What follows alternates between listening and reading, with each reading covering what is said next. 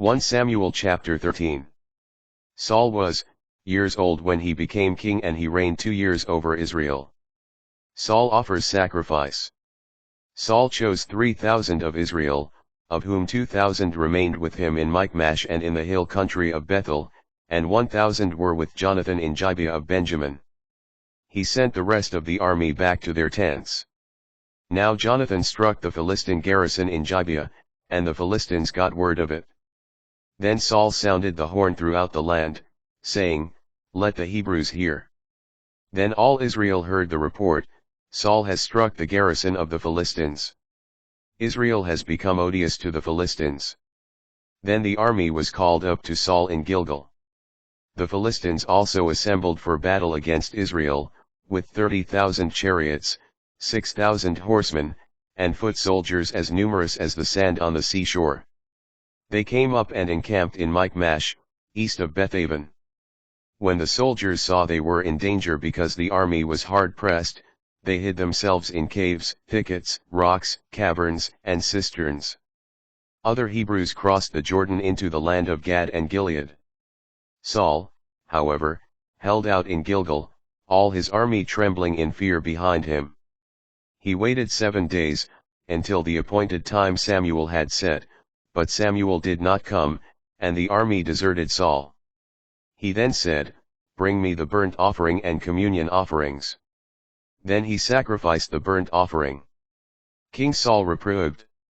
As he finished sacrificing the burnt offering, there came Samuel. So Saul went out toward him in order to greet him. Samuel asked him, "What have you done?" Saul explained, "When I saw that the army was deserting me and you did not come on the appointed day, and that the Philistines were assembling at Michmash, I said to myself, now the Philistines will come down against me at Gilgal, and I have not yet sought the Lord's blessing. So I thought I should sacrifice the burnt offering." Samuel replied to Saul, "You have acted foolishly. Had you kept the command the Lord your God gave you, the Lord would now establish your kingship in Israel forever. But now your kingship shall not endure. The Lord has sought out a man after his own heart * to appoint as ruler over his people because you did not observe what the Lord commanded you." Philistine invasion. Then Samuel set out from Gilgal and went his own way, but what was left of the army went up after Saul to meet the soldiers, going from Gilgal to Gibeah of Benjamin. Saul then counted the soldiers he had with him, about 600.